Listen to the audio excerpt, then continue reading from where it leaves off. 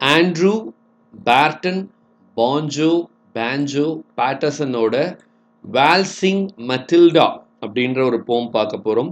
இந்த போம் எடுத்துக்கிட்டோம் அப்படின்னா இது வந்து ஒரு புஷ் போயம், சரிங்களா? ஸோ ஆஸ்திரேலியாவில் எப்படி நம்ம வந்து ஏர்லியராக பார்த்தோமோ அதே மாதிரி இவர் வந்து Australian bush poet, author cum journalist, ஒரு இம்பார்ட்டண்ட்டான ஒரு பர்சன் ஆஸ்திரேலியன் லிட்ரேச்சரில், பேஞ்சோ பேட்டர்சன். அண்ட் அவர் ஏகப்பட்ட ஒர்க் எழுதியிருக்காரு. அந்த ஒர்க்கில் இந்த ஒரு பேலட், இது ஒரு ஸ்மால் பேலடு. ஸோ இந்த பேலட் வந்து பார்த்தோம் அப்படின்னா ரொம்ப ரொம்ப ரைம் ஸ்கீமோட ரொம்ப அழகாக படிக்கிறதுக்கு ரொம்ப ஒரு அற்புதமான ஒரு சூழல் கொண்ட இந்த சாங், இந்த பேலட் வந்து பார்த்தோம் அப்படின்னா ஒரு கட்டத்தில், அதாவது 19th செஞ்சுரியோட எண்டில் வந்து பார்த்தோம் அப்படின்னா ஆஸ்திரேலியாவோட அன்அஃபீஷியல் நேஷ்னல் அந்தம் அப்படின்னு சொல்கிற அளவுக்கு இந்த சாங் வந்து இருந்திருக்கு, சரிங்களா? அதாவது நம்மளுடைய ஆண்ட்ரூ பேர்டன் பேஞ்சோ பேட்டர்சனோட வால்சிங் மெட்டில்டா அப்படின்ற இந்த சாங் வந்து ரொம்ப ரொம்ப அழகான ரைம் ஸ்கீமோட பேலட் அப்படின்னு சொல்லலாம் இதை, சரிங்களா? ஸோ ஒரு டியூனோட once a jolly swagman camped by a billabong under the shade of coolibba tree, and he sang as he watched and waited till his belly அப்படின்னு ரொம்ப ரொம்ப ஒரு ரைம் ஸ்கீமோட இருந்தது.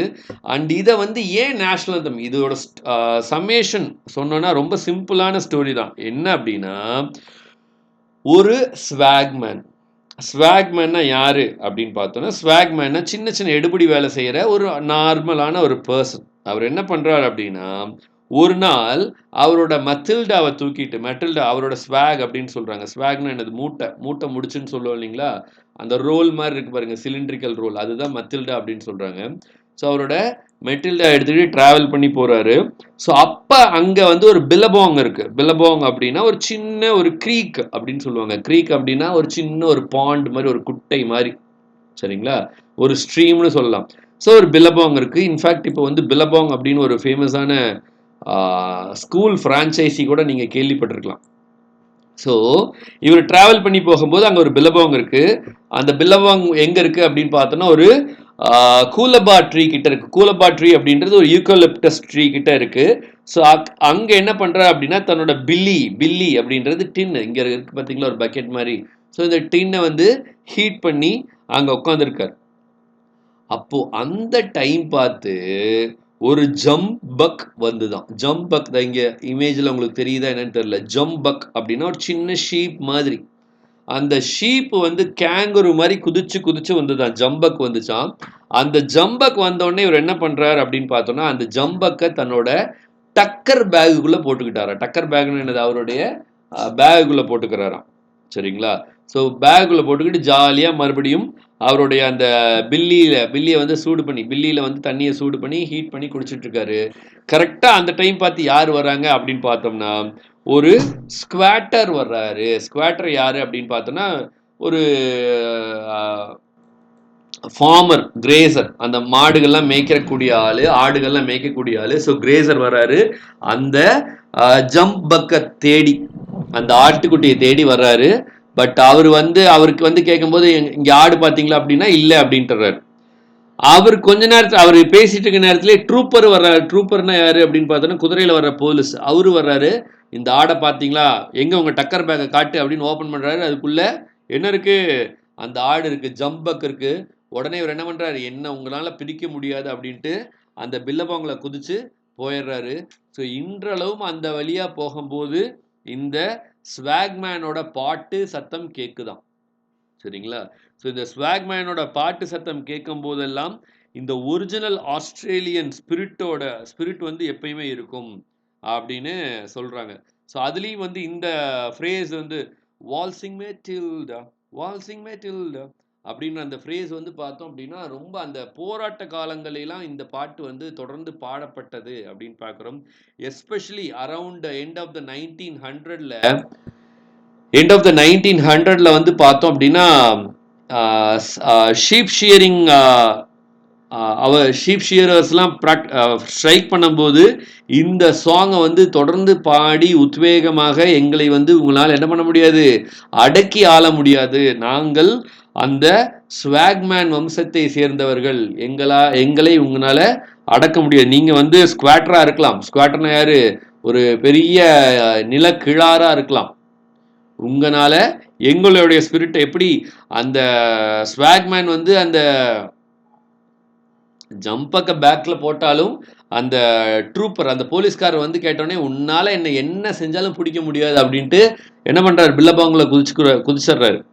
குதிச்சதுக்கப்புறம் அவர் அதுக்கப்புறம் பாடிக்கிட்டே அந்த அடுத்த கரையில போய் ஏறுறாரா இல்ல அப்படியே இறந்து போயிட்டாரான்னு தெரியல. ஆனா இன்றளவும் அதுக்கப்புறம் அவரை யாருமே பார்க்கல அந்த ஸ்வாக்மேனை. இப்பயுமே அந்த ஏரியால போனோம். குயின்ஸ்லாண்ட் அப்படின்றது ஆஸ்திரேலியாவில் இருக்க ஒரு ப்ராமினென்ட்டான ஒரு கவுண்டி. ஸோ இன்றளவும் குயின்ஸ்லாண்ட் போகும்போது அந்த ஸ்வாக்மேனோட வாய்ஸ் வந்து அந்த பில்லபாங் பக்கத்தில் கேட்குது அப்படின்னு சொல்கிறாங்க. ஸோ இந்த பில்லபாங் அந்த ஸ்வாக்மேனோட ஸ்பிரிட் வந்து ஆஸ்திரேலியாவோட அபாரிஜினல் பூர்வ குடிகளோட நேட்டிவ் பீப்புள் ஆஃப் ஆஸ்திரேலியா அவங்களுடைய அந்த லைஃப்பை வந்து ரிஃப்ளெக்ட் பண்ணுது அப்படின்றத இந்த போமில் சொல்கிறாங்க. ஸோ இந்த போம் பற்றி டீட்டெயிலாக பார்க்கறதுக்கு முன்னாடி நம்ம ஆண்ட்ரூ பேர்டன் போன்ஜோ பேட்டர்சனை பற்றி பார்த்துடலாம். So Andrew burden banjo Patterson வந்து பார்த்தோம் அப்படின்னா he was born on 17th of February 1864 and he died on 5th of February 1941. He was famously called Australian bush poet and journalist, ஆத்தராக இருந்திருக்காரு. அண்ட் கர்னல் பீரியடில் வந்து பார்த்தோம் அப்படின்னா நிறைய ஒர்க் எழுதியிருக்காரு. இவர் வந்து நியூ சவுத் வேல்ஸில் பிறந்து அதுக்கப்புறம் லாயரா அப்புறம் லிட்ரேச்சருக்கு கடைசியாக வந்துடுறாரு. ஸோ லிட்ரேச்சர் வந்ததுக்கப்புறம் ஆஸ்திரேலியன் புஷ் லைஃப் பற்றி நிறைய எழுதியிருக்காரு.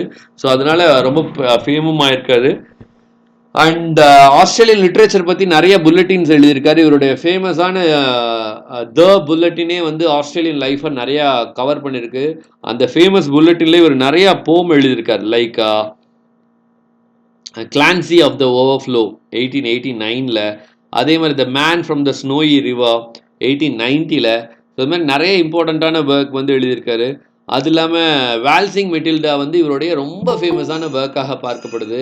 அதே மாதிரி இந்த ஒர்க் வந்து பார்த்தோம் அப்படின்னா நிறையா பீப்புள் நிறையா ஃபோக்லோரிஸ்ட் வந்து இதை வந்து டிரான்ஸ்லேட் பண்ணி பேலடாக மாற்றி இதை தொடர்ந்து சாங்காக பாடிக்கிட்டே இருக்காங்க அப்படின்னு பார்க்குறோம். சரிங்களா? ஸோ இப்போ இந்த பேக்ரவுண்ட் என்ன அப்படின்னு பார்த்தோன்னா இந்த 1895 வந்து என்ன ஆகுது அப்படின்னு பார்த்தோன்னா இவர் வந்து டாக்வர்த் அப்படின்ற பிளேஸ்க்கு போயிட்டுருக்கார். குயின்ஸ்லாண்ட் அப்படின்ற ஸ்டேட்டோட பேர். குயின்ஸ்லாண்ட் ஸ்டேட்டில் வின்ஸ்டன் அப்படின்ற டிஸ்ட்ரிக்டில் டாக்வர்த் அப்படின்ற பிளேஸில் போயிட்டு இருக்கும்போது இவருடைய ஃபியான்சே கூட போயிட்டுருக்காரு சாரா ரிலேயோட. அப்போது அவங்களோட சாரா ரிலேயோட ஓல்டு ஸ்கூல் ஃப்ரெண்டான கிறிஸ்டினா மெக்ஃபர்சனை வந்து மீட் பண்ணுறாங்க. சரிங்களா? இந்த கிறிஸ்டினா மெக்ஃபர்சன் வந்து என்ன பண்ணுறாங்க அப்படின்னு பார்த்தோன்னா வேர்னபூல் இதில் வந்து அட்டன் பண்ணிட்டு இருக்காங்க. ஸோ வேர்னபூல் இதில் ஸ்ட்ரைக்கில் அட்டன் பண்ணிட்டு இருக்காங்க. ஸோ அப்போ வந்து அவங்க நிறைய டியூன்ஸ் வந்து போட்டு காட்டிட்டு இருக்காங்க பேட்டர்சனுக்கும் சாரா ரிலேவுக்கும். ஸோ அந்த மாதிரி ஒரு போட்ட டியூனுக்காக இவர் எழுதின போம் தான் வந்து வால்சிங் மெட்டில்டா. சரிங்களா? ஸோ இன்றளவுக்கும் நிறையா டியூன்ஸ் வந்து டிஃப்ரெண்ட் டைப் ஆஃப் டியூன்ஸில் வால்சிங் மெட்டில்டா வந்து through out the world especially through out ஆஸ்திரேலியாவில் வந்து பாடப்பட்டு கொண்டே தான் இருக்குது. சரிங்களா? இன்ஃபேக்ட் அதை வால்சிங் மெட்டில்டாவை அன்அஃபிஷியல் நேஷ்னல் அந்தம் ஆஃப் ஆஸ்திரேலியா அப்படின்னு சொல்கிற அளவுக்கு இருக்குது. ஸோ அவர் லைஃப்பில் ஒரு 2 நாவல் எழுதியிருக்காரு. இன் நோ மேன்ஸ் லேண்ட் அப்படின்ற நாவல் 1990. இதுக்கு இன்னொரு டைட்டில் என்ன அப்படின்னு பார்த்தோன்னா அன் அவுட்பேக் மேரேஜ். அதே மாதிரி இன்னொரு நாவல் எழுதியிருக்காரு எ ஷீரர்ஸ் கால்ட் வந்து பார்த்தோம் அப்படின்னா it was written in the year 1936. So அது இல்லாமல் நிறைய ஷார்ட் ஸ்டோரிஸ் 3 எலஃபண்ட் பவர், அதே மாதிரி happy dispatches, animal Noah forgot, இந்த மாதிரி நிறைய இம்பார்ட்டண்ட்டான ஒர்க்லாம் எழுதியிருக்காரு. வால்சிங் மெட்டில்டாவும் இவரோட ஃபேமஸான ஸ்டோரி அப்படின்னு பார்க்குறோம். ஸோ இந்த வால்சிங் மெட்டில்டா 1895 எழுதியிருந்தாலும் ஸோ இது வந்து அதுக்கு ஒரு 4-5 வருஷத்துக்கு முன்னாடி இருந்த டைம்ல எல்லாம் வந்து பார்த்தோம் அப்படின்னா அந்த பீப்புளோட ஸ்ட்ரகிளில் வந்து இந்த ஒர்க்கில் வந்து அவர் ரிஃப்ளெக்ட் பண்ணியிருக்காரு. இன்ஃபேக்ட் 1891 ஆஸ்திரேலியன் கிரேட் ஷீப் ஷியரர்ஸோட ஸ்ட்ரைக்கை ரெஃபர் பண்ணது. அதுக்கப்புறம் இங்கிலாந்து வந்து ஆஸ்திரேலியாவுக்கு சுதந்திரம் கொடுத்ததுக்கப்புறம் ஆஸ்திரேலியாவே தன்னைத்தானே ரூல் பண்ணிக்கலாம் அப்படிங்கும்போது ஆஸ்திரேலியாவோட மிலிட்ரி ஆஃபீஸரான சாமுவல் கிரிஃபித் என்ன பண்ணுறாரு அப்படின்னு பார்த்தோன்னா அவர் குயின்லாண்டோட பிரைம் மினிஸ்டராக இருக்கார். அங்கேருந்து அவர் எல்லா அத்தாரிட்டேட்டிவும் எடுத்துக்கிட்டு அதுக்கப்புறம் அவரை வந்து எல்லா பீப்புளையும் வந்து அவரோட கண்ட்ரோலில் வச்சுக்கிட்டாராம். ஸோ அது இந்த ஒர்க்கில் நமக்கு சொல்கிறாங்க. அதே மாதிரி இந்த ஷீப்ரியரோட டாக்வத் ஹோம்ஷெட் உல் ஸ்டேஷனில் வந்து பார்த்தோம் அப்படின்னா எல்லா பீப்புளும் ஸ்ட்ரைக் போகிறாங்க.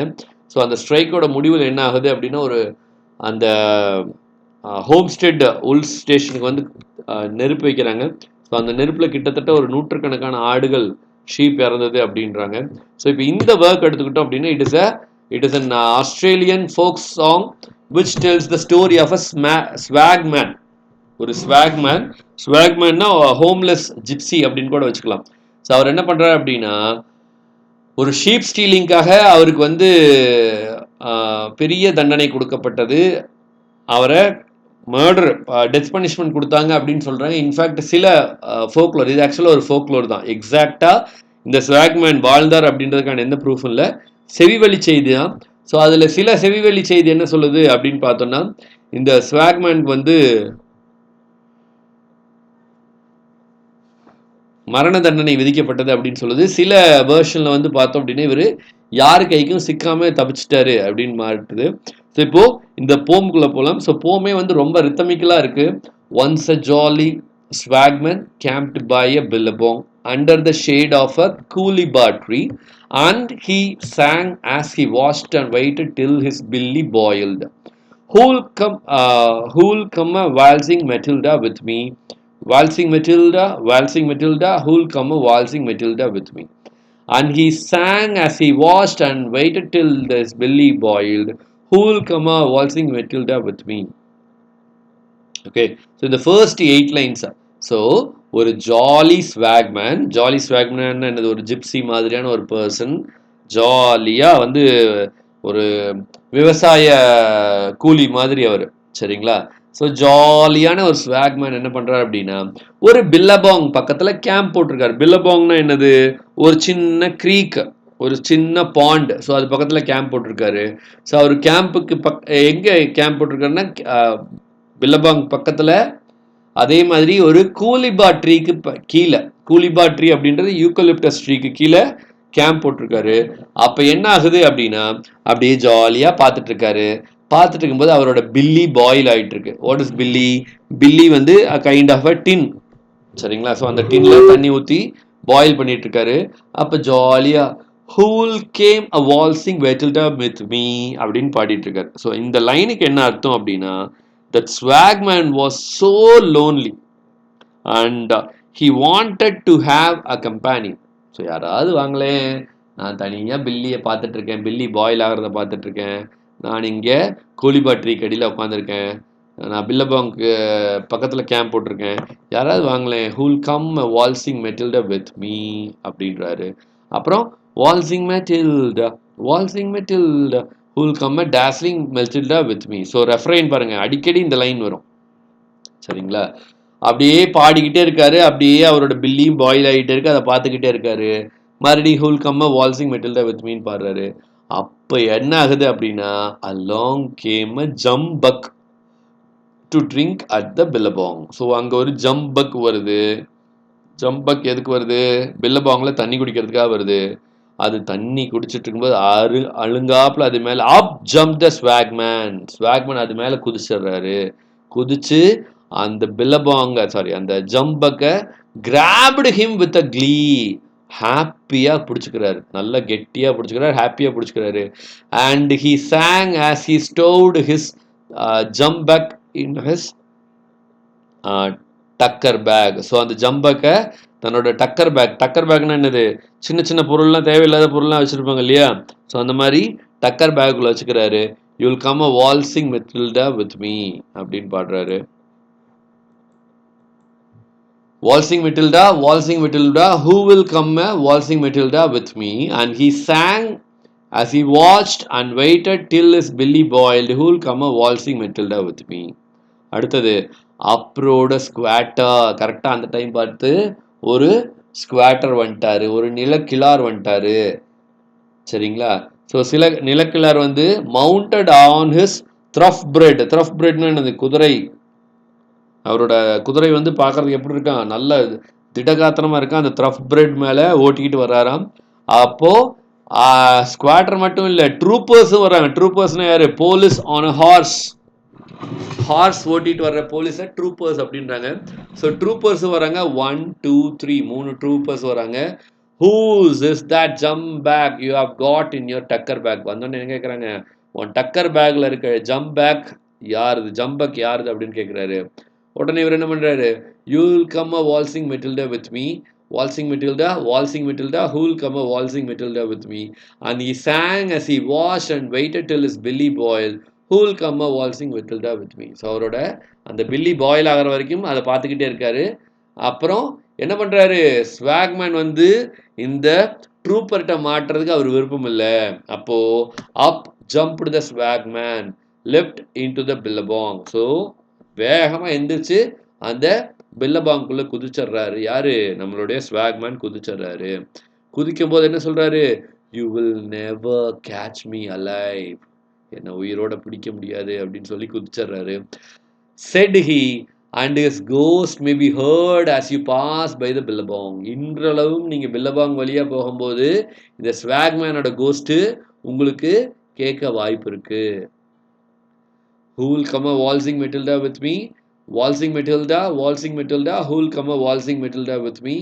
As he sang, as he watched and waited till his belly boiled, who will come a waltzing Matilda with me? So, என்னை யாரும் பிடிக்க முடியாது, மரணத்தை தவிர என்னை யாரும் பிடிக்க முடியாது அப்படின்னு தன்னுடைய டெத்தை வந்து அவரே தேடிக்கிட்டாரு. ஆனால் ஏன் இந்த ஒர்க்குன்னு பார்த்தா ரொம்ப சிம்பிளான போம் தான். அந்த ஸ்வாக்மேன் வந்து ஒரு பில்லபாங் பக்கத்தில் கேம்ப் பண்ணியிருக்காரு. ஸோ அந்த டைம் அது எப்போ கூலிபாட்ரிக்கு கீழே கேம்ப் பண்ணியிருக்காரு. ஸோ அந்த டைமில் பார்த்தோம் அப்படின்னா ஒரு ஜம்ப் பக் வருது. ஸோ அதை டப்புன்னு பிடிச்சி தன்னோட பேக்குள்ளே போட்டுக்கிறாரு. அண்ட் அதை யார் கவனிச்சிடுறாங்க அப்படின்னு பார்த்தோம்னா ட்ரூப்பரும் பார்த்துறாங்க. ஸோ ட்ரூப்பர் வந்து இவர் அரெஸ்ட் பண்ண வர்றாங்க. பட் இவர் என்ன சொல்கிறாருன்னா, உங்கள் கைக்கு சிக்க மாட்டேன் அப்படின்ட்டு டக்குன்னு அந்த பில்லபாங்குள்ளே அந்த லேக்குள்ளே குதிச்சு, நான் அடுத்து நீங்கள் என்கிட்ட பேசும்போது நான் அக்கறையில் இருப்பேன் அப்படின்னு சொல்லி குதிச்சு போயிடுறாரு. இன்ஃபேக்ட் குதிச்சு எஸ்கேப் ஆனாரா, இல்லை ட்ரூப்பர்ஸ் வந்து மர்டர் பண்ணிட்டாங்களா, இல்லை இவரே வந்து தண்ணிக்குள்ளே குதிச்சு இறந்துட்டாரா அப்படின்றது ரொம்ப எவிடெண்ட்டாக இல்லை. பட் இதுதான் இந்த வால்சிங் மெட்டில்டா அப்படின்ற போமில் சொல்லப்பட்ட விஷயங்கள் அப்படின்னு பார்க்குறோம்.